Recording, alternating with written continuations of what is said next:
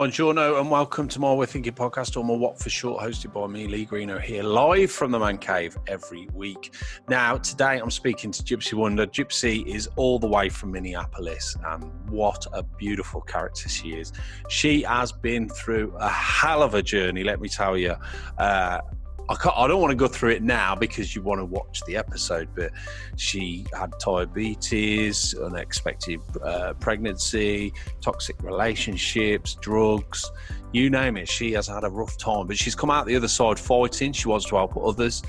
She loves talking to people, and she's just a great character. You're going to absolutely love this interview. Now, my way I think is all about us, amazing human beings that all have a story to tell. Those stories can vary massively, but with the guests I'll be interviewing, you'll always be able to take a little bit of advice or insight into how extraordinary we can all be. Remember 4 rules: 1, no bullshitting; 2, no judging; 3, no negativity; and 4, have fun. And remember the podcast streaming on all the usual platforms, Spotify, Apple, things like that, but also on YouTube if you just put My Way of Thinking podcast. Remember to like and subscribe. And if you want to ask me a question or you think there'll be a guest you'd like me to get on, just email me. It's mawotpodcast@aol.com. Okay, let's get on with it. This is my brilliant interview. You're going to love this. This is with Gypsy. Okay, so welcome to My Way of Thinking. I have a very special guest today, all the way from Minneapolis in the good old USA. It is Gypsy. Woo! Hi. Hello. Welcome, Gypsy. How are you? I'm doing fabulous. How are you? You look awesome there with the pink in the background. What people don't realise is you're about as organised as I am. You're trying to set everything up. Oh, it's a nightmare. It did take a few tries. I was like, should I wear this jacket? Should I do the lighting? You know, eventually I'll get it set up where when I do podcasts, I'll have you can. Like this though, where it's like you kind of get the light. Yeah, I like that. I like having colour. Yeah, it's a bit too bright. I've got windows here, so it's all bright in the background. Quite nice. It's nice when it's later in the day. But that looks awesome, so don't you worry. Well, look, it's brilliant to connect. Thank you for being. I was a bit delayed today because yesterday my wife had the vaccine and she's just been moaning all night that she's had a headache and not feeling well. So she gave me a big list of things I had to go to the shop and get, and she's been a pain in the arse. When I got it, have you had your vaccine? What's the vaccine rollout like over there? A lot of people have gotten it. I actually got coronavirus about 3 weeks ago. Did you? So, yeah. And what's crazy is I went on a trip to Dallas. I went to this convention that was amazing and it was life-changing. And I came back and I was fine. And then I got it from the lady that lived above me because like everyone else was fine. So it's like I'm around 5,600 people and I'm fine, and then get it from one person. I know, it's mad, isn't it? How that can happen. How were you? Did it knock you about or? So I'm a type 1 diabetic, and it was always something that I was scared about because I have a weak immune system. Yeah. But it did not hit me as bad as I would have thought, which thank God. I noticed though I was having extreme fatigue. Like the thought of like, because normally I run, and like the thought of running seemed like mortifying. And I was like, I just couldn't get out of bed and I was really tired. And then my blood sugars were bad. And then I got a text message from the lady upstairs that says, you should go get tested for COVID. I tested positive. So then I went to the ER and they're like, you have COVID. And it was really the hardest part about it, to be honest with you, is I got back from this convention that was literally like a life-changing thing. And I put on my walls all gas, no brakes, with like a bunch of exclamation marks, like, let's fucking go. And I'm like so pumped on life. And then waking up and seeing that, it's like, God damn it. I feel like shit. Like, man, like, you know what it was just like, yeah. Well, it's good. You've come out the other side now anyway. So, you know, in one sense. I still don't feel 100% when it comes to like exercise, but I think that that's normal. Yeah, yeah. Well, or it could be the fact that I didn't exercise for 2 weeks. Like, I think even if you skip a workout or something for a short amount of time, your body then changes a little bit where it doesn't feel as much. So that could be it as well. I mean, to be fair, it knocks some people about for months on end, for months and months. So it will take time to get back to normal, I'm sure. But no, it's good that you're healthy now. Now, before we start talking about you and your journey, I always like to talk about the place where the people are from, because I've never been to Minneapolis. So I've got a couple of facts here which I wanted to ask you about to see if they're actually true. I've looked on Google. Sometimes on Google they're a load of shit, but this sounds interesting to me now. Now, a lot of top products were invented in Minneapolis, apparently, which included Scotch tape and the pop-up toaster. Do you know whether that's true? I don't know. That's really interesting. It said you invented the Honey Crisp apple as well. I don't know that either. Everyone brags about Prince. Prince is from Minneapolis, the singer. Yeah. Other than that, that's really I don't know that. Well, but no, you know what? You learn new stuff every day. That's fun. If it's true, I'm going to be telling people. I mean, looking at that pop-up toaster, that's pretty impressive if it was invented in Minneapolis, because everyone has one of those. That's really. I was thinking yesterday, I was like, about inventions, and I was like, whoever invented the zipper is a genius. Like these two things they lock together. I was literally zipping something up and I thought that. It's like Velcro, isn't it? Yeah, it's amazing. Yeah. But we take the toaster. Before it just, you had to like dig it yourself. Who knows? Now this one interests me. Home to one of the biggest malls in America. It's no longer the biggest in the nation, but it's huge. Apparently, shopaholics are daunted by the size of it. It measures nearly as big as 78 football fields. Do you know which mall that is? Yep. So mall. It's called Mall of America. It used to be the largest mall in America, but I think there was one built larger than it. But there's a theme park inside. Yeah. And there's a theme park inside. There's like mini golf. There's tons of restaurants. Do you go there often? I go there sometimes. Yeah. It's sometimes because there's not really much to do. So it's a place, to get out of the house. It's really big. It is. It's a fun place to go to. I bet you go there at Christmas, you could spend a ton of money, can't you? Oh, yeah. Yeah. Okay, right. That's an interesting one. Now, this is another one. Not only do you have a huge mall where you can hide out in the winter, because apparently you get quite bad winters there, but you were also home to the largest continuous skyway, which covers 60 downtown blocks, the Minneapolis Skyway. Tell us a bit about that. It's really cool, and it's funny because I never thought about it until I had a friend a few years ago come in town that was from somewhere else, and we're driving. He goes, "What?" He like was so amazed by it, and then I realized that other people don't have that. Like the Skyway, because it gets so cold, you can literally go through the entire city.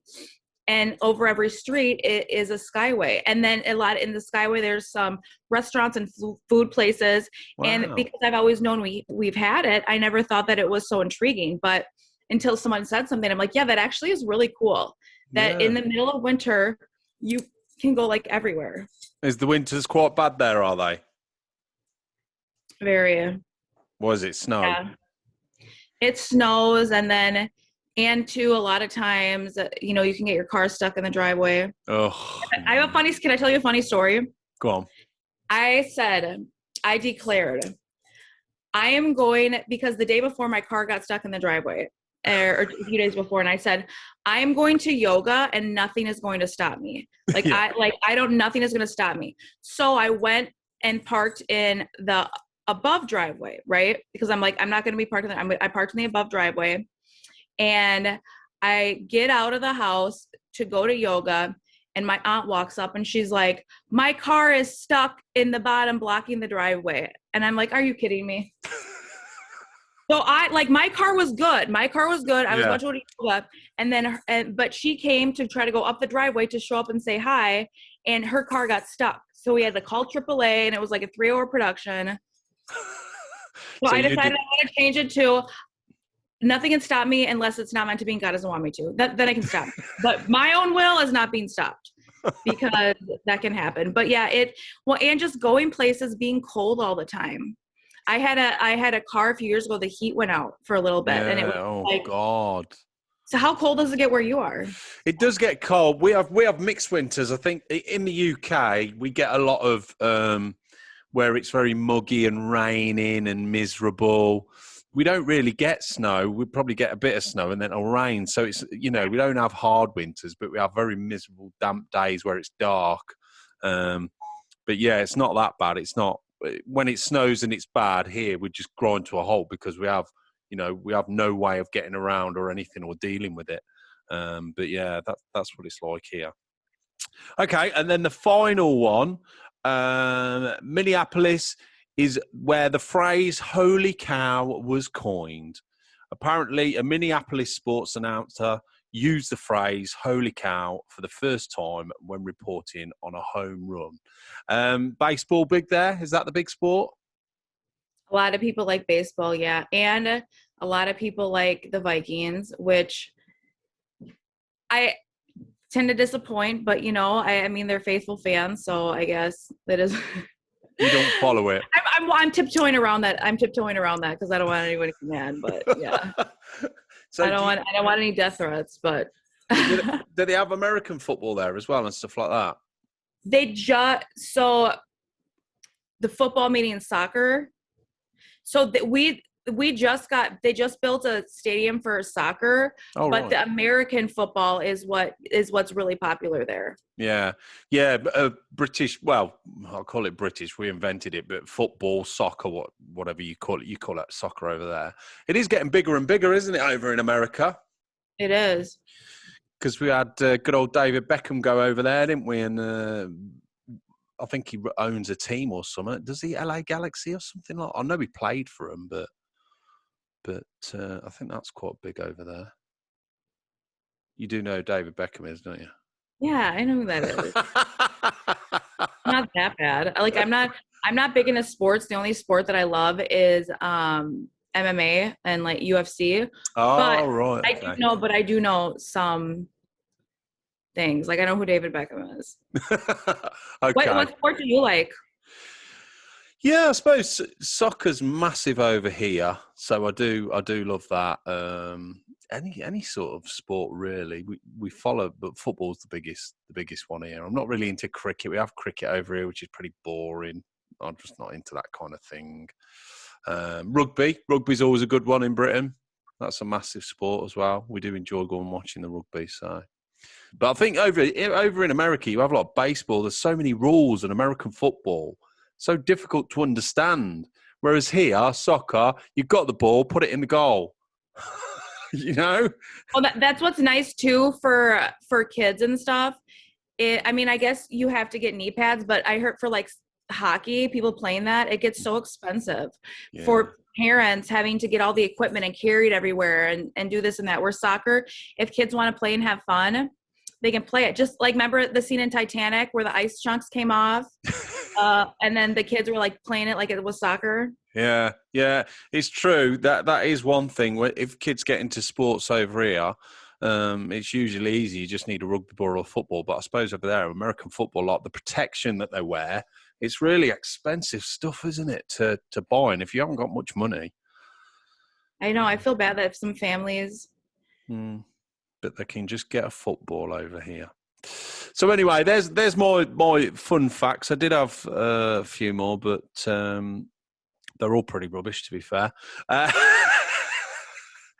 Now, so we connected over, I do believe it was Matchmaker. I can't remember. That website is so cool. Yeah, so for people that don't know about Matchmaker, you can go in there and you can link up with people and guests and shows. It is a great tool, isn't it? They're smart though. They're smart too, because how long did it take you to pay for until you paid for the VIP? I didn't pay for the VIP. I still do the free one. You don't? I still do the free one. I don't pay. They only let you send like 3 messages a week. Yeah, that's all I need. I get quite a lot of guests through Facebook and just knowing people, I suppose. But yeah, 3 is all I need. What do you do then? Just send out loads of messages, do you?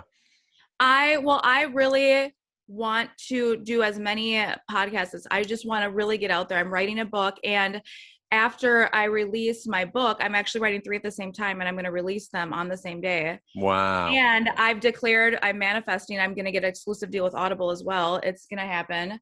Woo! And well, this is why too, because during quarantine, I was so lonely and I was hurting so much. And I would walk around the lake and listen to my Audible. And they were authors that it was kind of self-helpish, but also about their life a little bit, but their voice made me feel not alone. And there's something about hearing their voice, and I felt so connected to that I want to do that to other people. I want them to hear my voice and help guide them, because it really was there for me. So that's good. So at first I decided I want an exclusive deal with Audible, but then I was like, but then I can't have paperback. So maybe they're the only place that I'll have the audio. I don't know. But so if you do paperback, and I'm sure if it's big enough, you'd be able to do Audible. They'd let you do it. I'm sure they would. Well, I decided when I'm done with my books, I'm going to show up at the headquarters and, let them know. It's closed mouths don't get fed. They don't. Correct. And his name's Dan Katz. He's the founder. He's not the CEO anymore, but he's the founder. And he's very humanitarian, and he's very innovative. And that's the thing too about me is I'm the first of my kind, right? I look like kind of like the Instagram-y type person, but I'm so big on knowledge and personal growth. And there's there's some women that do personal growth, but they weren't a struggling alcoholic, borderline personality disorder, type 1 diabetic, horrible abusive relationships, had to pick up from nothing, and all these things that I've struggled with in my life. Like I have a pretty rough path. Like I was in a car accident where I had to learn how to walk again. Like I had a pretty rough path, but the thing that's beautiful about it, and I thought about this while I've been writing, is that I can relate to so many people, and it makes it so worth it. And they say, this one guy was talking about how he's the first of his kind, because like what motivational speaker wears a baseball hat and Nikes? And it's like, for me, I have my long nails, I dress all cute, I have my long weave, and I'm kind of out there and a little crazy. I'm not like a woman in a suit, but that's more relatable, and I'm going to be able to relate with younger people as well than if I was like a Karen type, Yeah. I think. Well, do you guys know Karens? I think. Glenda, do you want to talk about Karens? Pardon? Do you know what a Karen is? A Karen, yes, I've heard all about a Karen. Yeah. I just didn't know if it was worldwide or not. It is, yeah. I think what's interesting is that nowadays we're all unique and we've all got our own stories, and we can all get it out there. It doesn't matter who you are, what you look like. There's no right or wrong way, and I think that's one of the nice things about today's age. If you want to write a book, you want to get it out there, you've got a lot more chance now than ever. And having experience is, we talk about this on the show quite a lot. Yeah, you can go to university and learn this and learn that, but life's experience is one of the best, educations you'll ever get, because it's your unique life, isn't it? And no one else is going to have that. So look, you've just gone through everything very quickly. Let's start off. First of all, I'm interested, when you were younger, you moved to Los Angeles. So tell us a little bit about that, Gypsy. I always felt, and it was when I was really young, I was prophesized to 3 different times. When I was like little, this lady walked up and said, God has a big plan for your life on a global scale. You can follow him. I think I was like 9. And then when I also was, both were in, one wasn't like, I was maybe like it was after my car accident, I was 19, and then it was after I had my son. But so I always felt a big calling, and growing up, I thought it was to do acting. Now it's being a motivational speaker, which I love. And it's crazy how sometimes you can think it's one thing, yeah, and so you can go in a certain direction and shifts. But I was meant to be a motivational speaker all along, but the acting is what guided me. So, but growing up, I always wanted to be an actress. I love adventure, but I love being a different character and a role and just everything about that lifestyle. And so when I was 19 years old, I moved to Los Angeles, and I moved by myself. And it was so nice, because when you move somewhere by yourself and have no friends, you really learn and you really grow. And it really shaped my personality, and I loved it. And it was amazing. And what's crazy too is, I'm not in Minnesota by choice. I mean, I'm from here. It's great, but I eventually want to like move back to either California or Florida. But what's crazy is when there, you meet so many people that all are moving from somewhere also. So people are looking for friends. And think of the type of person that leaves everything that they have and they love to pursue a dream. That's a different type of person. And that's willing to be uncomfortable. So I met so many friends. I met so many people. Like in Minnesota, I have, a small amount of friends, but they're people I've known forever. Here, I had so many friends, and every day is an adventure, right? I could be sitting down and get a call. Hey, do you want to come to this casting or do this zombie movie or whatever? And you never know what the next day will bring. So it was amazing having that. And then I went home to visit. And when I did that, this was 2.5-ish years later, I got pregnant. And at first I was like, I'm just gonna have abortion, whatever. I'm not leaving my dreams. I love it. But I had a friend that prayed over me and said, do not kill your baby. And then when I saw the heart beating, I couldn't hurt him. And that was one of the hardest decisions. Unless you've been through that, you don't understand, to say, I'm not ready for this, but am I going to give up my dreams and have to move back to Minnesota? Because I can't live there and have a baby. I had to move back to Minnesota and take care of a child and have a mundane life, or am I going to pursue my dreams? And so I kept my son.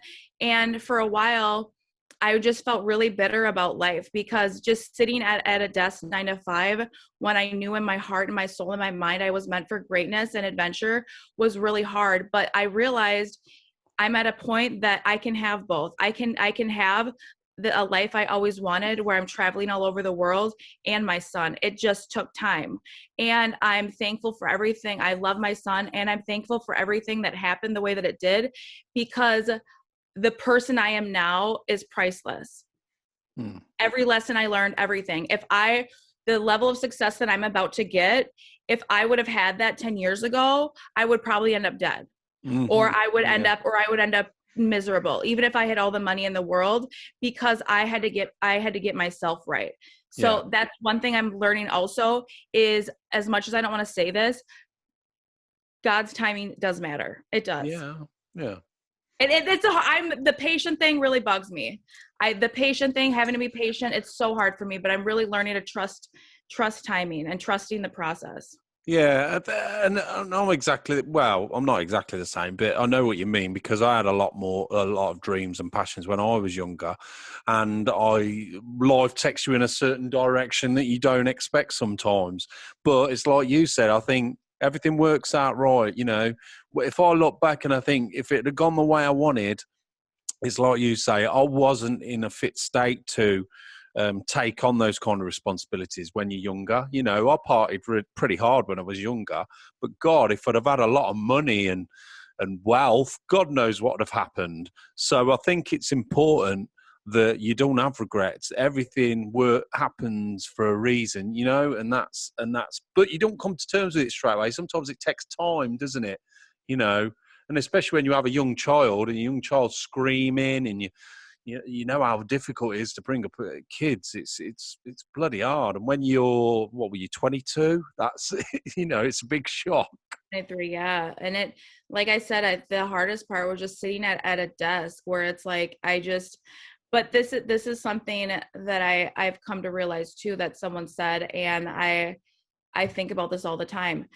Every single one of us has something that's special and a special gift inside of us and a purpose. And whatever it is, God did not put that in your heart for it to die. It may not be your time right now, but whatever that is, I knew that I am meant for greatness and to talk with people and speak with people. And even though it wasn't what I thought, guess what? It's in there for a reason. You're like, it's in there and it doesn't go away because it's meant for you. Yeah. Exactly. I mean, I remember in 4th grade, I told my teacher I didn't do my math homework because I'm going to be a famous actress. And then at 30 years old, I'm sitting there working at a bowling alley with a name tag where people are yelling at me about their chicken tenders. And I'm like, what the hell? But you know what I mean? Like, how did I get here? But it just, things happen, and just don't. And that's the thing too, is whatever it is, whatever your passion or desire is, don't give up.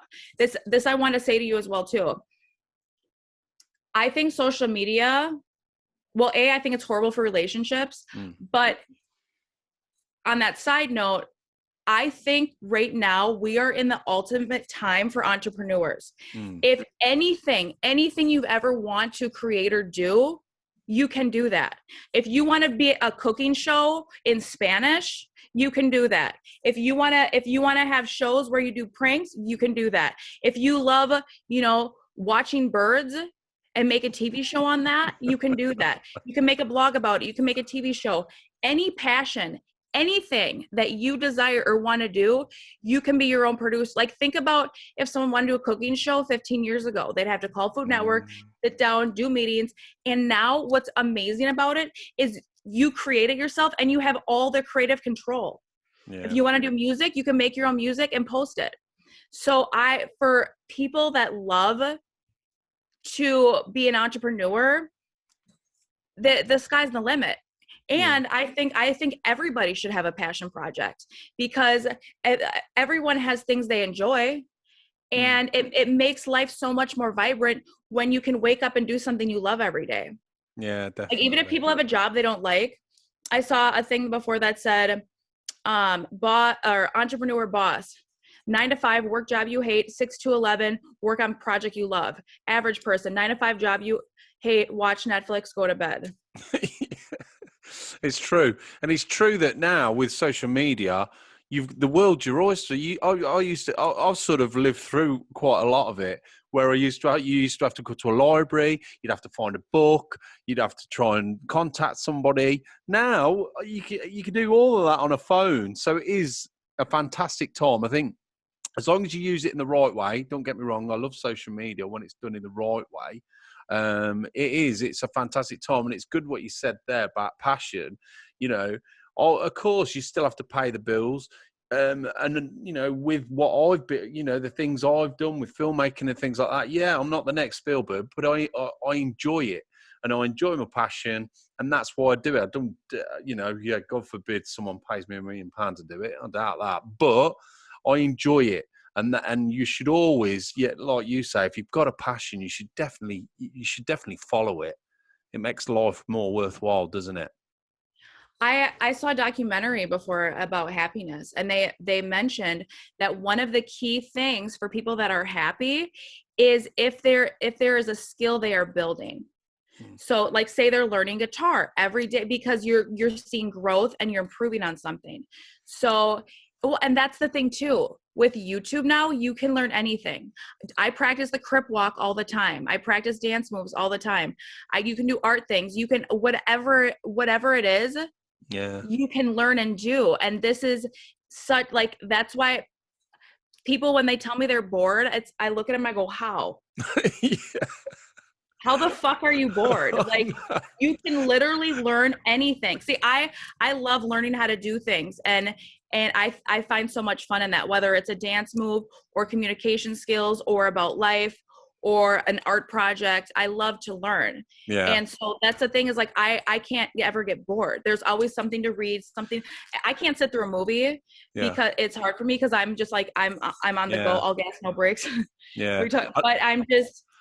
Yeah, I know what you mean. I'm simmering that if I have a day off work and I don't do anything, productive. If I was just to sit there and watch the telly, I'd go insane. I'm always thinking, right, I need to be doing this. I should be doing this. I should be doing. I think that's just part of your creative side. You know, I can tell straight away you're very creative, and I think that's just part of being a creative. Your just mind will not stop, and if you don't do it, you feel so guilty afterwards, don't you? I try to sit through Mortal Kombat to make my son happy, and I went to the bathroom like 6 times. I couldn't. It's like it was and I just kept on like, and then I focused on my breathing. It was like I want to add this to my book. I want to do that. Then I want to message this podcast, and I want to do this and that. And it was so. It felt like it was like being restrained. It was like torture. Nothing bad about the movie, but I just like it was like I'm just like in go mode. Yeah, that's I can imagine. So you have the unexpected pregnancy, which makes you a little bit bitter. You get back to working life, and then you entered a toxic relationship. So tell us a bit about that, Gypsy. What happened there? I entered. So it was someone that I knew a long time ago when I was younger, and we reconnected, and we clicked really well, and we started dating, and he was an alcoholic. And I'm just going to put it out there. I'm not saying it's his fault. Everyone makes their own decisions, but we are very, very big products of our environment. If you take a fruit that is completely healthy and you take a fruit that's rotting and you put them together, the fruit that is completely normal is going to start rotting. Yeah. Like we're of our environment. And so of him constantly drinking, I started drinking all the time, and I ended up, and he was really abusive. But when you are with someone that is so abusive to you, and friends and family find out and get upset with you and want that, then you start losing everyone where that's the only person that you have. And then you become more, I became an alcoholic, and then you have that person, the alcohol, right? And then from being with him, I got a DWI. I lost my car. My mom ended up wanting to take my son. It wasn't like legal or anything, but she's like, I don't want you around that. And I ended up losing a job because, you know, like he would freak out and scream at me, and I would, or like not bring me to work. And so I ended up literally losing everything. I ended up gaining weight. I would look in the mirror every day and cry because I felt so ugly, because I never was like an unattractive person before. And not saying that weight makes someone unattractive, but like it was also, I didn't take care of myself. I would be so depressed that some days I wouldn't like get out of bed for 4 days or take a shower. Yeah. And like, I'm being serious. Like I wouldn't. And I also at that time came out that I have borderline personality disorder, which the main book about that is called I Hate You, Please Don't Leave Me.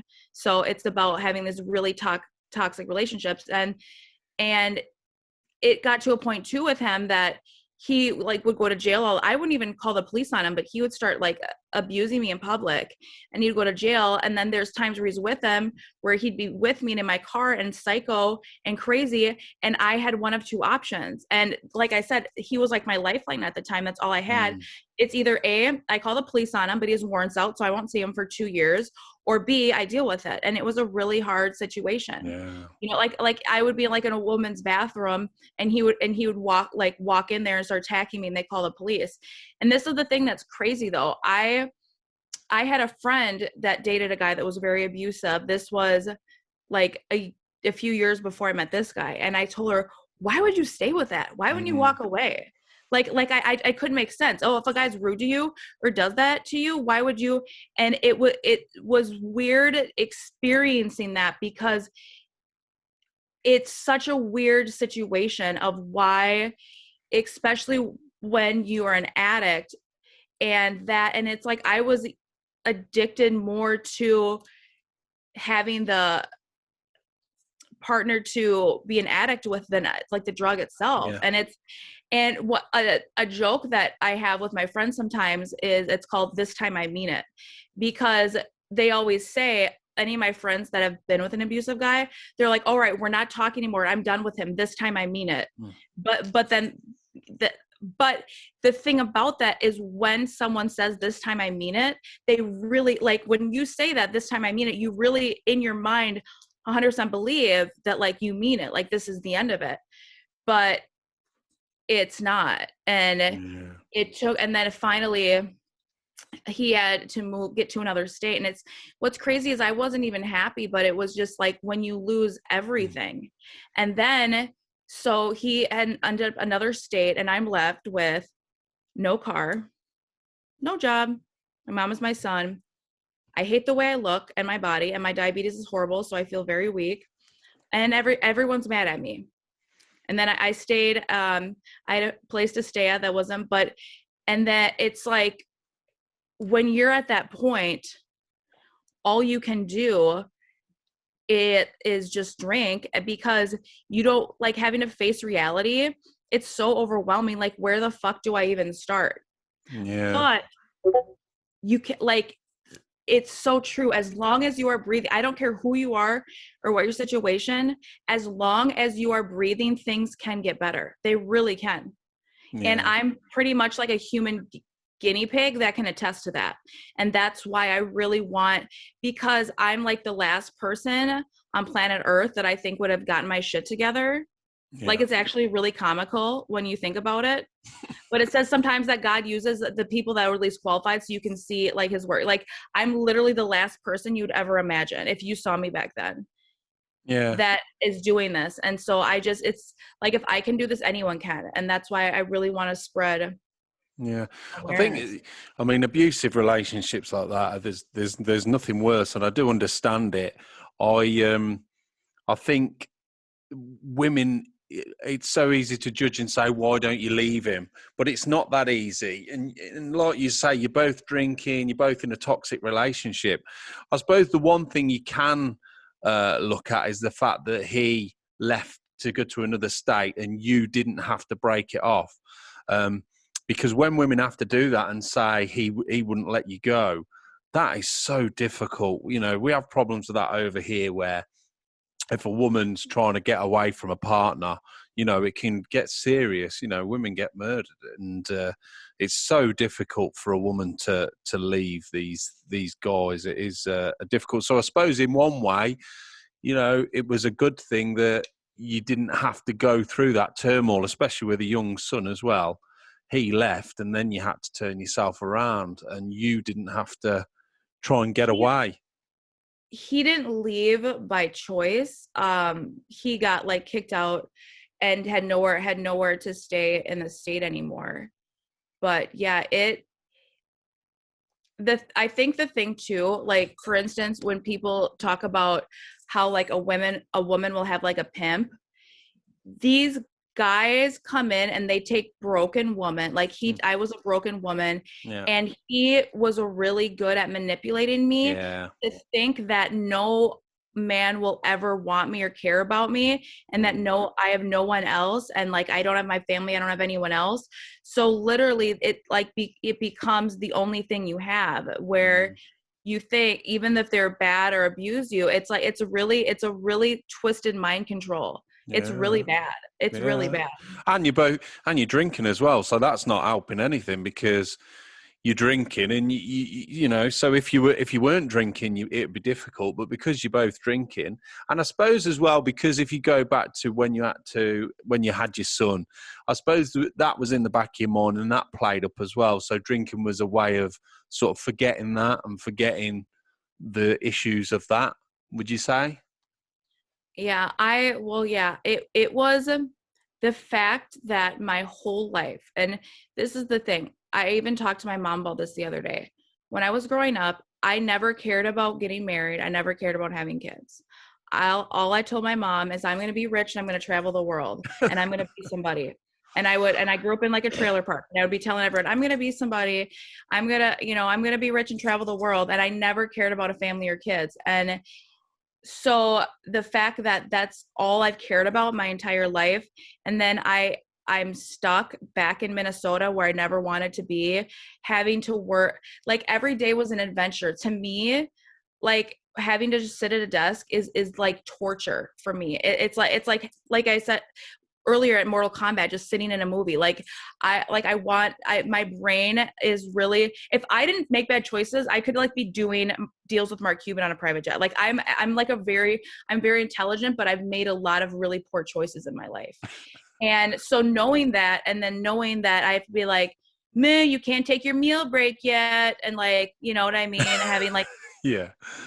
you know, or I remember when I was pregnant, I got called to the office. I used to work at Match.com, the 1-800 number, which I can tell you a few funny things about that later. And the manager said that a few people complained that I wasn't washing my hands when I went to the bathroom. I was so pissed. I walked out. I go, this is called hand sanitizer for all you that want to complain. But it's like I'm supposed to be traveling the world, and I'm sitting here getting lectured because a few employees next to me don't think I wash my fucking hands. Yeah. Like, come on. Yeah. It was and yeah, subconscious. So going back to what you said, that really did eat away at my soul. That like I stayed with, but I had my own apartment there. I had to move back in with my mom and my stepdad, and then everything I was like kind of always nitpicked about, you don't do this right or that or whatever by everyone around me, and it was just like so drinking ended up being my escape. Like, yeah, I don't want to think about anything. Yeah. When I was younger, I had a few issues here and there, and drinking was it was a crutch, but it wasn't a nice, but you know, I wasn't a nice person when I drank, and that was just all the issues coming out. And you're not dealing with it properly, are you? I suppose when you have to, you're sort of ignoring the fact that you're going to have to deal with it. So what amazes me is the fact that you did turn it around. So tell us a bit, what was the spark then that turned everything around? So first of all, it got to a point that it was so bad that I went out to lunch with a friend, and at 12 in the afternoon, and we're at Mall of America, and I told him I'm going to the bathroom, and then I never came back, and I was passed out on the floor of the Macy's bathroom. Yeah. At 12 in the afternoon on a Sunday. Like, that's how bad it was. And my doctor said that I was drinking so much that my kidneys were eating away. Like at like 9 a.m, I'll be with like the homeless people waiting outside to get my Mike's Hard Lemonade and my shots, and then a pack of Newports, and then sit at the park. Like that was, but I know I don't even smoke anymore either, but I ended up meeting a guy, and he was much younger than me, and he was actually he was an Olympic athlete and very successful and very, very straight edge. And I met him, and things moved quickly, and he told me he loved me, and I said I loved him too. And he said, this is not who you are. He said, you can be better, because I was like, I'm an alcoholic, don't ever tell me not to drink. And he said, I see so much more in you, that like this is not who you are. But I was like, you're not going to tell me not to drink. And then 2 months later, he was at training camp, and I made a mistake that broke trust because I was drunk, because I didn't make the best decisions. And he was such a pure soul back then. And he said he was going to leave me. And I said, well, I'll never drink again. And I hurt him so bad. And I said, I'll never drink again if you give me a second chance, which shows you my guy issues are worse than my alcohol. And then he said, okay. And I've never touched liquor since. And I didn't go to AA meetings. I didn't cold turkey, but the story didn't end up cute, by the way, but so it doesn't end up good with that. But sometimes, so I started because of that, because I didn't want to lose him. And then I maintained it for myself because I realized I deserve better than that. Yeah. I mean, if you can hear the way I talk of intellectual this and that, instead I was always a slappy drunk, like that. I'm better than that. I'm better than being sloppy and gross and, always passing out places and, sleeping on floors because I'm so drunk. Like, no, that's not, I'm better than that. Yeah. And I deserve better than that. And what's crazy too, is I hated myself so much. And it's like, I love everybody. Even when I was an alcoholic, I still was nice to everybody. If it was a guy, I'll find ways to be mad at you, but like, yeah, that's just a woman thing. But I hated myself so much, and I never like what did I do that to make me hate myself so much? It never made sense. Yeah. And that's the thing too, is a lot of people look at addicts and are like, oh, they're bad people, this and that. The reason they're addicts is because they're hurting so much inside that they're hiding pain. That's one of the chapters in one of the books I'm going to write. It's called Hurt People. And the people that are mean and that aren't nice, those are the ones that are hurting. That's why, because when you're happy and you're full of life, you don't want to be mean to other people. And so having awareness of that, and also changing the way that you react to people when they're like, or even too, with an addict being like, well, you're a piece of shit and you're just disappointment. They know that. That doesn't help the situation. Yeah. They know that. I think the difficulty is with alcoholism is people that love you want to try and help you, but they can only do so much. You almost push them away. And it can get to a point where they're like, look, I can't do any more. It's destroying my life or my family, and they have to sort of let you get on with it. So you do have to, and there's a lot of support mechanisms, but ultimately you need to do it yourself. I mean, it's, fair play what you did, and you did it for yourself as well without any support is pretty amazing, really, isn't it? Yeah, no, that is very, when I still think of everything, God really, and it was God too. He really had a big hand in my life. But are you religious, Gypsy? Am I what? Religious. I am, but this is the thing. I have a deep connection with God, but it is a lot different than people think. When I say that I read the Bible all the time and I love God, people think that it's just, a bunch of Karens that are mad if you swear. No, like God is Jesus was a hippie. He was like walking around telling everyone he loves them. Like, I'm all about peace and love and yoga. And I'm a very deeply spiritual person as well. Hold on. It was something really important that I wanted to tell you about an ad. Oh, so this is what I was going to say. That's what's really hard too. And even when people ask me, I'm still studying and learning about this aspect of it. When you have someone that is an addict, how do you handle it? And I still don't know, because the hard part is if you completely cut them off, what happens then? Just like someone that you love that's in an abusive relationship, if you completely cut them off, they just cling to that person, like what I did, because he was the only person I had. But then at the same time, if you're with them and you condone that behavior, and it's like, that's still something I'm studying and learning, like what's the best way to go about that. But I really think that every person is different. Yeah. Every person is different. Yeah, exactly. But so when you get over your alcoholism and you stop drinking and you're with this guy, that didn't last, I take it, because you were saying it didn't have. It lasted 2 years. It lasted. We broke up about 6 months ago. So when that happened, what stopped? Did you think about drinking again? Was it something that played on your mind, or is it just something that doesn't even cross your mind anymore? It doesn't even cross my mind. I don't even. Oh. So that's another thing too, is I'm learning a lot of ways for like discipline, this and that. One of the ways to do things is literally not even having an option, right? I can't go outside and take out a gun and shoot someone on the street. That's just not an option, right? That's not an option. Yeah. I can't take off my clothes and go running around naked. That's not an option. The same way I think of something that extreme is the way I think of liquor. Like it's not even an option in my brain to do that. And that's a good way sometimes to think about things, is that it's not an option. How I quit smoking, like what I smoked Newport 100s for 15 years. Thank God I have good genes and Botox, but I know.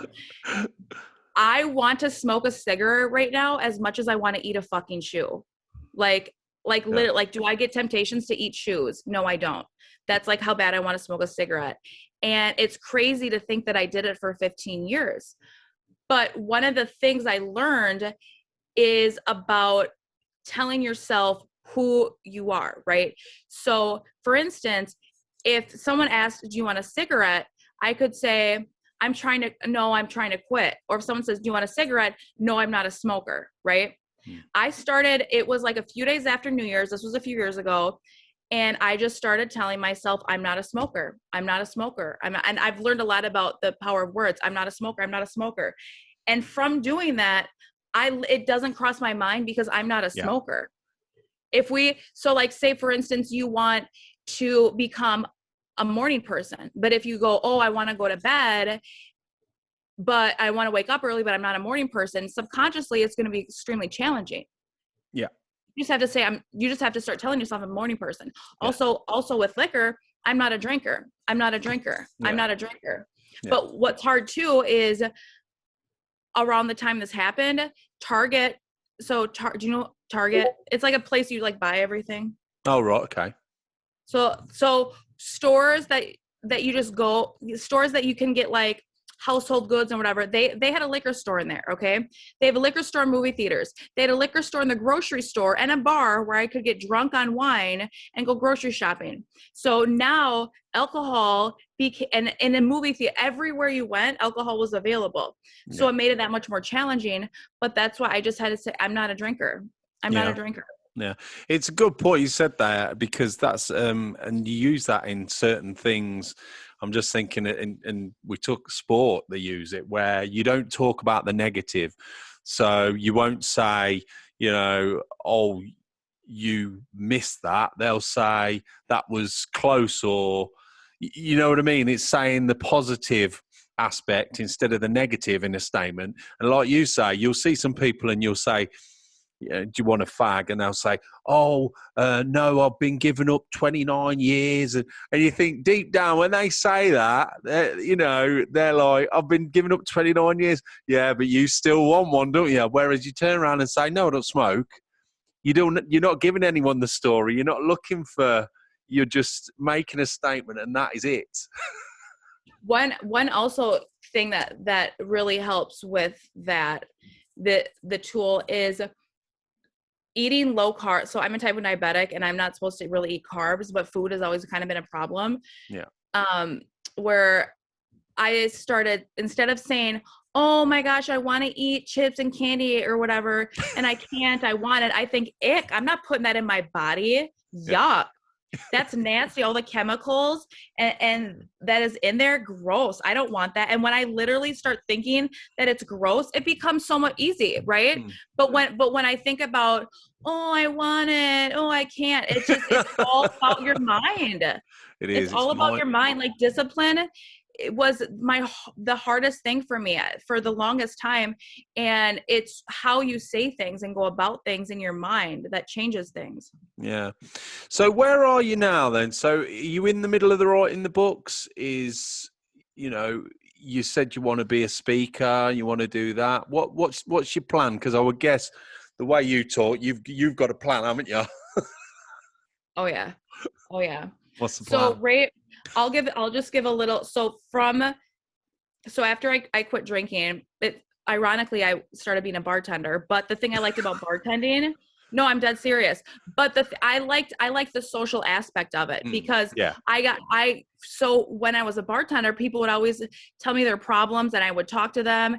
And I built a lot of things that I'm going to use in my books, a lot of theories and whatnot.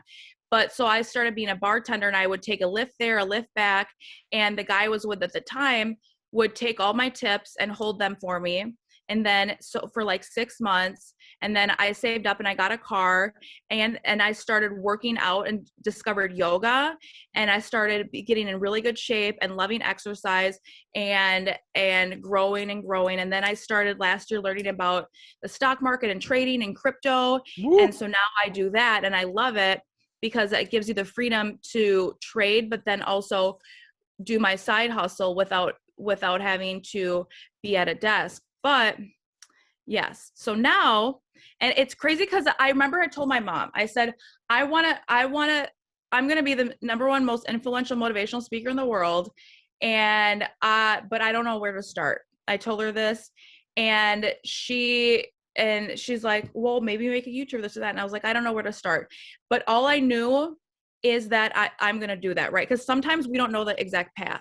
So I said, I'm going to, and that's when I was listening to my audiobooks about personal growth. I was journaling every day. I was like, I'm going to do something, but I don't know exactly how. Yeah. But when you feel that, take steps, even if you don't know exactly where it is, but still that are beneficial. So beneficial journaling and reading and research. So on my birthday, I decided November 18th, I decided I'm going to post my story. And that's what you saw. My story is what's in the bio about alcohol. And then I made a video that showed clips of me back when I was an alcoholic. And then now, which it's funny because typically I don't want, if someone were to post like a bad picture of me, it'd be embarrassing. But yet I had videos where I'm like sloppy drunk like this. But I was like, this will help people, because a lot of people, when they meet me, they think that I'm just a privileged white girl that had a cush life. And that's why I want people to see, no, I've done heroin, I've smoked crystal meth, I've been alcoholic, I've been super poor, I've been through struggles and not had any money and had to count quarters to go to the liquor store. Like I've not had a privileged life. I just now have my shit together. But so I did that. And then I started just posting motivational things all the time on my Facebook. And then there was an app called Clubhouse where I went on and people started enjoying me talking on there. And then from I'll have to link up with you because I am on Clubhouse. I don't go on it enough though, but to be fair, but I'll have to. What's your tag on Clubhouse then? Gypsy_Wonder_. Oh, right. Okay. And it reinforced how much people like me talking. So I said, okay, I'm going to do my own podcast. I have a best friend. We've been saying for like 3 years, we're going to start a podcast, but we didn't know where to start or where to go. And then people are like, you should write a book or do this or that. And then like 3 weeks or 2 weeks ago, it came to me when I was walking, I'm going to write 3 books and then what my books are going to be about. And then so I bought 3 journals and then I started writing the chapters. And then what I'll do is I'll listen to talking about things about life or theories. And I will literally have my 3 notebooks out and one for general information. And then when I hear good information about self-development or this or that, I'll put it in one of my, I go hard. I have 4 going at a time, but I'll put it in one of them. And I just started going. And then from that, I decided, okay, so I'm going to do my 3 books all at once. I don't know why that came to me, but why not be different and post three books or nothing wrong with that. time. And then after that, and do it with Audible too, so people hear my voice. And then after that, I'm going to start my podcast with my best friend. So that way people can hear my voice. If they think I'm intriguing, then follow me weekly on a podcast. So right now, I decided that I want to get on podcast, and like, how cool, you're somewhere all over the world, and just really get out there and talk about positivity, talk about love. I was even doing this before my books because I wanted to get experience on talking to people from all walks of life before I start my own podcast, because I don't want to just do it blindly. I really want to do it right, because I just feel so right when I talk to people. There's nothing like it. What I would say is though, a lot of people talk to me and they'll be like, right, I'm trying to get ready for my podcast. And in some ways you just need to get started. And trust me, the way you've come across and the way you talk, get on there. You're never going to get it perfect. You can get microphones, you can get these lights cheap. Get started, because you've got so much to give and so much knowledge. Do you know what I mean? There's never a right time. There's never a right time to get this perfect. And so I definitely think that's funny, because one of the chapters of my book is called so one of my books is called Not Helpful, and it's about things that aren't helpful in your life. Like one of the chapters is called That Savage Paragraph. And it's about that paragraph you write someone like, you did this, that. Like it's not helpful. It doesn't help your life. But one of the chapters is called waiting, not helpful, waiting till you're ready. Just do it. Just start, because you're never going to be completely ready. I just, with my timing with that, I want to write my books and get my books done and have that be my focus. And also, if people on any of these podcasts think I'm interesting, they can follow me on social media and kind of like build a following. Build a network. Build a network when I do that. But I think you're completely right in that too, where a lot of times people say, oh, I want to wait till I'm ready. And you're never going to just be ready. That's just an excuse. That's starting your diet on Monday. What's your podcast going to be about then, Gypsy, do you reckon? It's just going to be about life in general, where we just talk about things in our generation. And obviously, because I'm so big on self-development, there's going to be a large aspect in that. And she is really good on self-development too, but just, things going on in pop culture or in our culture and politics and just things about everyday life. Yeah, that sounds good. Well, I will subscribe. You sound like you've got that many stories. And this is the thing too. I have so many stories with people. One of the.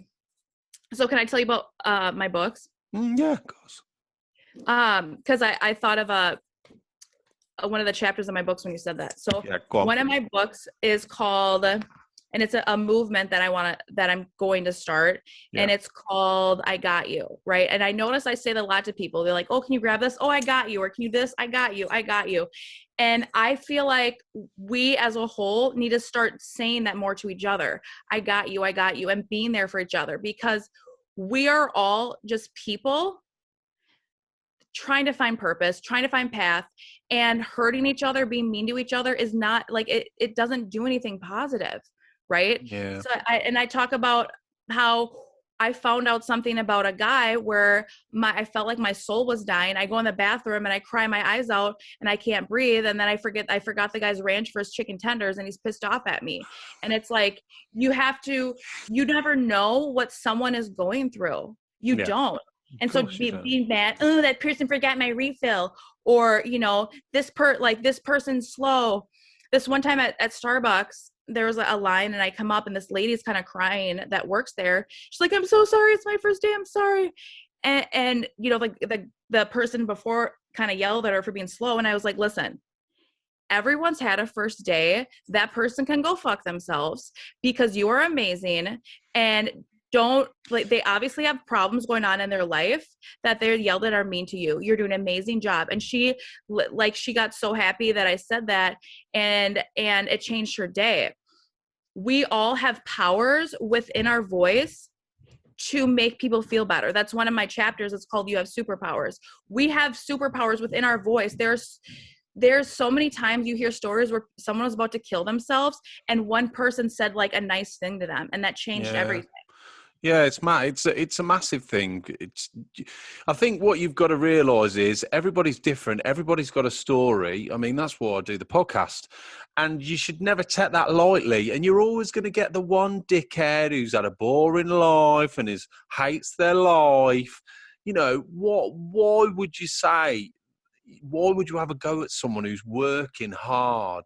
You just think, and ultimately, you've just got to feel sorry for that person because they just don't get it. You know what I mean? And what you said there is a perfect example that, God, who wants their coffee quicker? Really? Fucking hell. Do one. And they're selling it. But when you're in that sector, when you're doing that kind of job, you're always going to come across that. And I suppose that's the problem. And that's what doesn't fit with you, because you've got such a big personality and you're far more interested in the bigger things in life than whether your latte is cold. Do you know what I mean? I have more problems in life than that. Well, another thing too that I want to mention, actually, I haven't even wrote this down yet, but this is something I tell people all the time. I'm so excited for this. Write it down now. Yes, no, this is a true thing. I'm so happy. I'm so excited to tell you this. Why do you want to? I'll do a drum roll. Okay, so here, this is another thing I'm going to say, and I'm going to mention, and this is not, and that's the thing too, is like with my books, it's not like I have to do all this extensive studying. My 2 years of bartending, I literally talk to people all day, every day, from all walks of life, and talk about these things with people. So it's like, I could literally, if I wanted to, sit down and write my books to be done, but I'm not half-assing anything. I'm also looking at the 12 like universal laws of like law of attraction and this and that. And really, like, I want it to be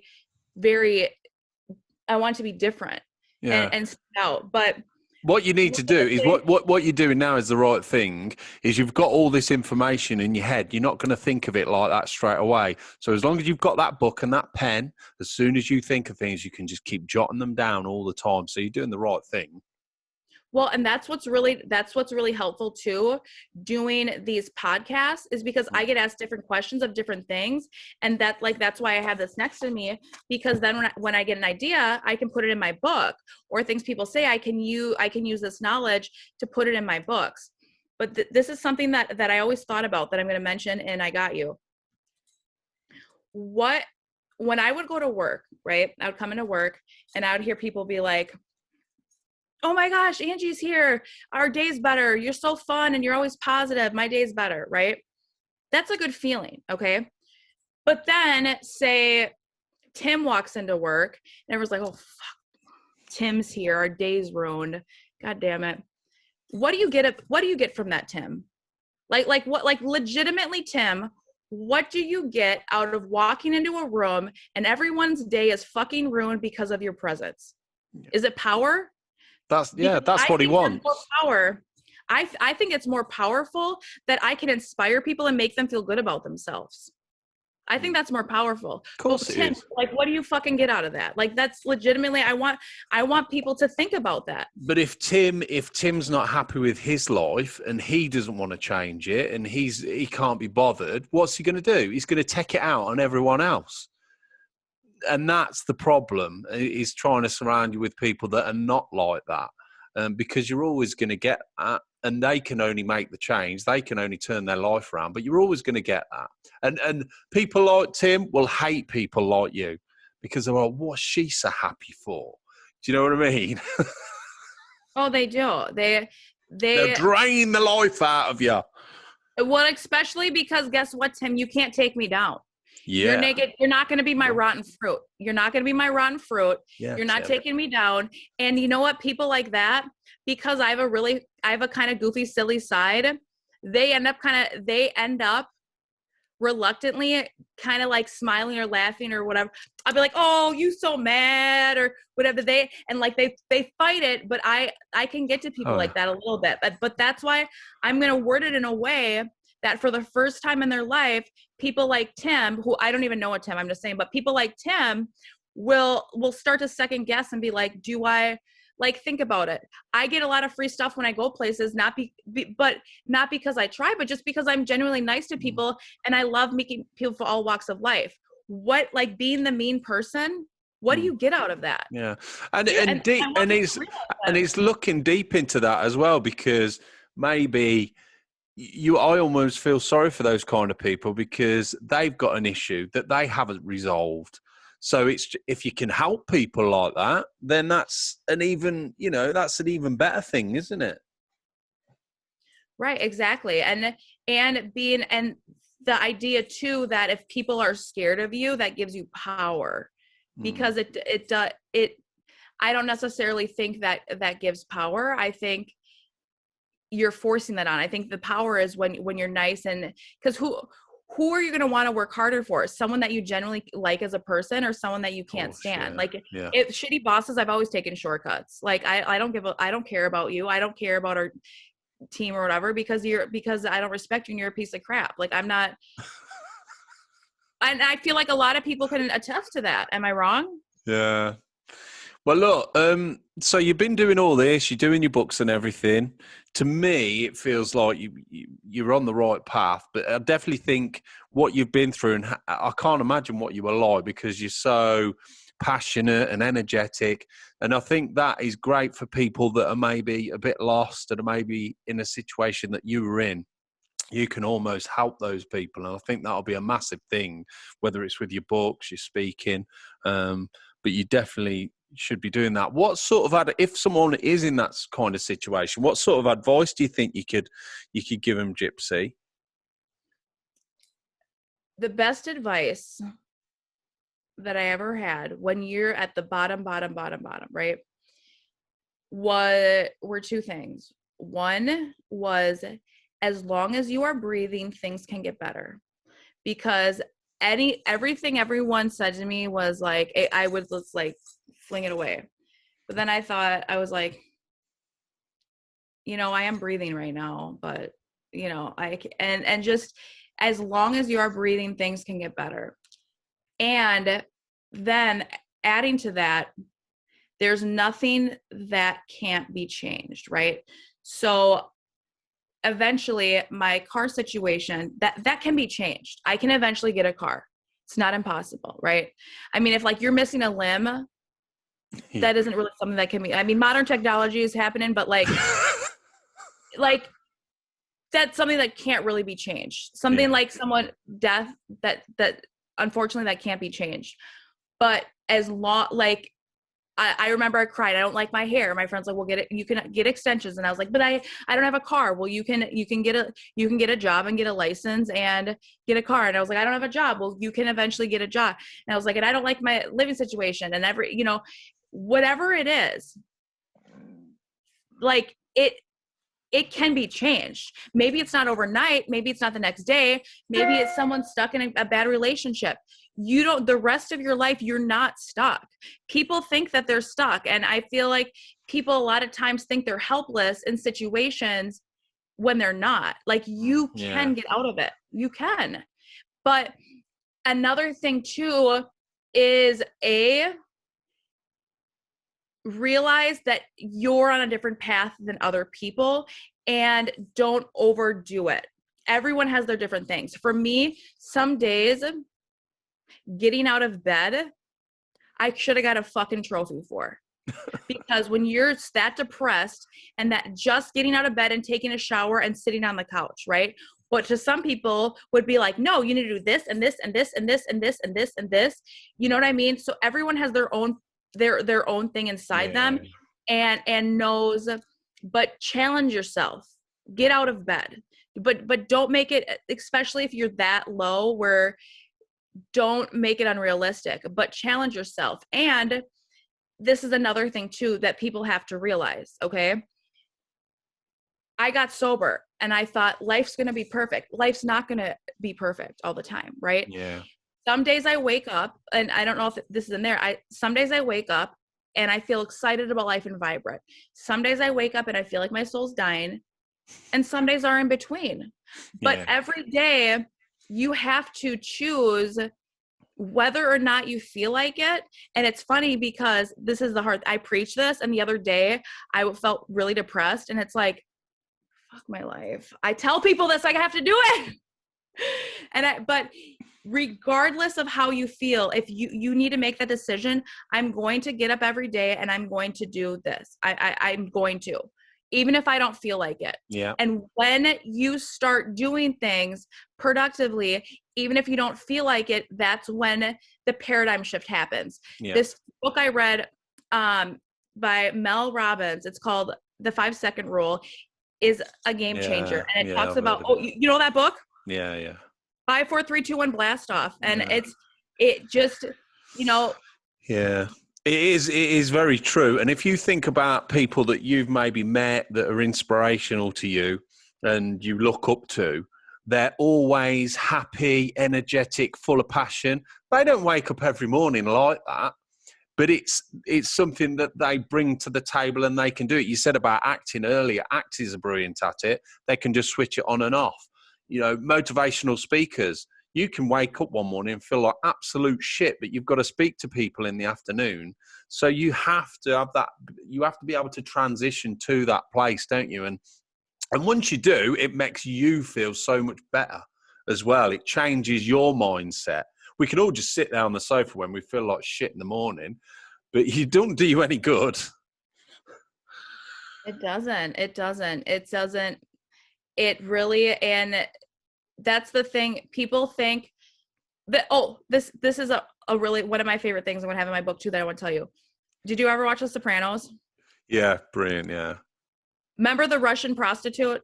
Yeah. I will never forget this. He said, "Your life," so she was like an amputee and a Russian prostitute. And Tony Soprano said to her, "Your life sucks. Why are you so happy all the time?" And she said, "In our culture, we expect bad things to happen. We don't let it ruin our lives. In American culture, people think nothing bad's ever going to happen. When I decide I'm going to do something great, the car gets stuck behind me, or my internet doesn't work, or whatever. And I just, you have to accept, especially too, when you make a decision, you're going to do something great, you're going to be tested. Something's going to happen. I don't even let little things like that bug me. If my car doesn't start, or this or that, I just roll with it, because it's a part of life. Yeah. It's a part of life. Yeah. And another thing I'll say to people, if you in the morning think about what you're grateful for, it's just like if you want to buy a white car, what happens? You'll keep seeing white cars all the time. So if you think what you're grateful for in the morning, for the rest of the day, that is going to set your mind positive. But if you wake up in the morning and think, shit, I've got to go to work, shit, I've got to fix the car, shit, I've got to do all this, how are you going to feel throughout the day? I had a friend before, and this is when I was pregnant. We're both in our cars, and we're taking a nap, and we're both like, oh, we have to go to our call center jobs, and we were like depressed about it. And then we're like, we need to shut up. There are people that are starving, have no food and no water, and would do anything, and we get to sit in air conditioning for 6 hours answering phone calls. Yeah. Like, we need to shut up. Like, when you really think, and that's, I think, one of the main problems with American culture, that the man that I was with for 2 years was from another country, and he had to walk miles for food and water, and had a really, really rough life. And that was something that was amazing for me, and I needed, because I learned so much about gratitude. And that gratitude it can change your life. I have a roof over my head, I have food, and I have water. The American culture, I think, is so used to just having things handy that, like, people just don't have gratitude anymore. And like, you'll be like, oh, there's lag on my Fortnite, life is over. Like, and that's something that people need to really realize is, even if your situation is hard, you have food, you have water, and you have shelter. Like, that alone, a lot of people don't have that. That alone is amazing. Yeah, it's true. It's true. Now, we always ask my guest a favorite. It can be a film, a book, or something like that. Have you thought of a favorite? Can I show you? Oh, yes. Okay. It's not going to be an animal, is it? Tiger or something like that? No, it's not. Ooh, the anticipation. Oh, I was on the plane. Oh, right. It's called The Game of Life and How to Play It. I was on the plane reading this, okay? This is before I had the life-changing seminar, but I don't know the chicken or the egg. Was it this or the seminar or both? I don't know. But I was like this. You want to see an impression? I was reading it and I was like,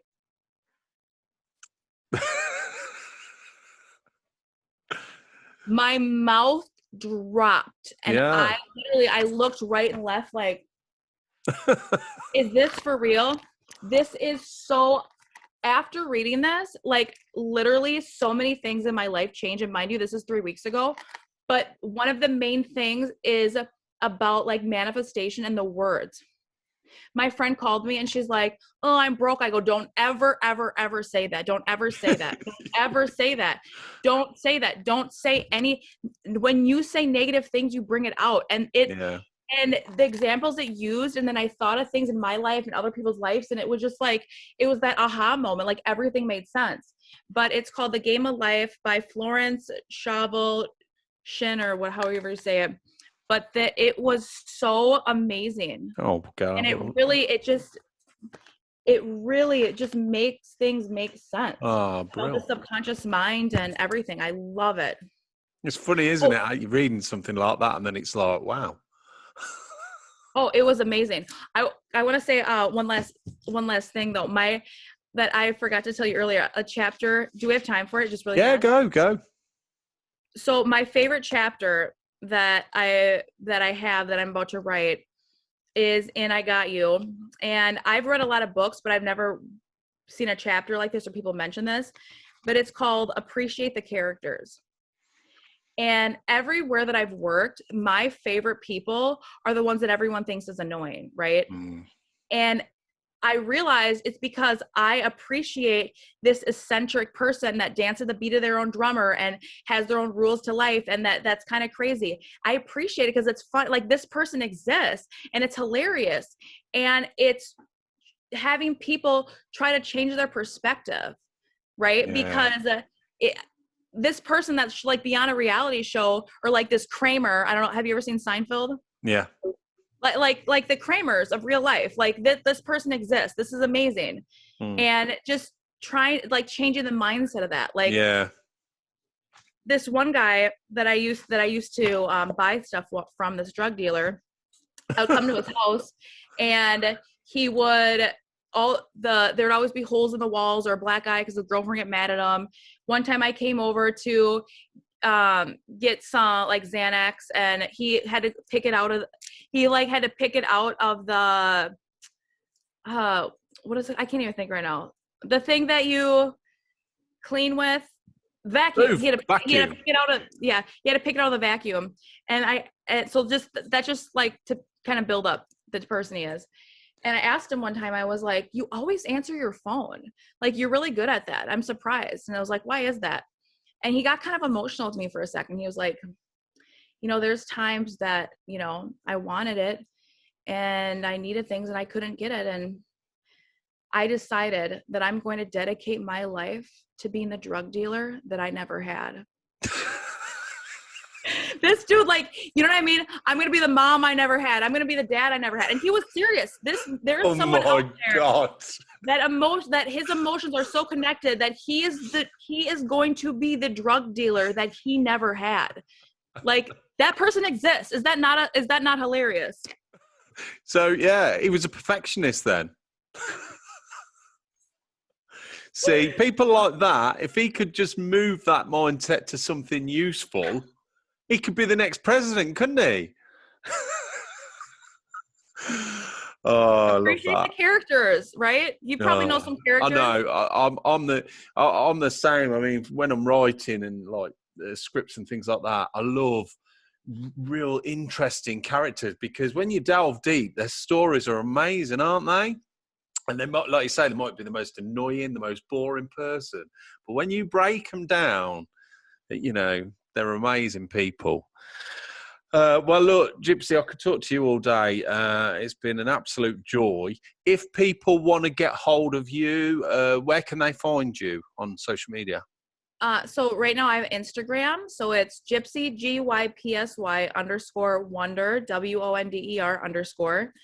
And that's my social media at the time. So, well, yeah. I'll put links under the show anyway. And I just can't wait to see what you get up to next. So you're going to come back on when you've wrote your books and tell me how you're getting on with your motivational speaking. Of course. And you're going to be in a studio. Hold on. I got you. My book. Okay. I got you. You're going to be in a studio, ain't you? You're going to be showing me up, aren't you? You're going to be like, hi, I've only got 5 minutes. I won't do that to you. You're one of the day ones now. Well, look, make sure you look after yourself. It's been an absolute joy, and I can't wait to see what you get up to next. All right, you look after yourself and take care, okay? All right.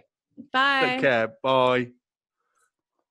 So that's it. Massive thanks again to Gypsy for joining me today, and also to you for listening or watching. Make sure you follow the podcast over the next coming months, because you saw how good this interview was.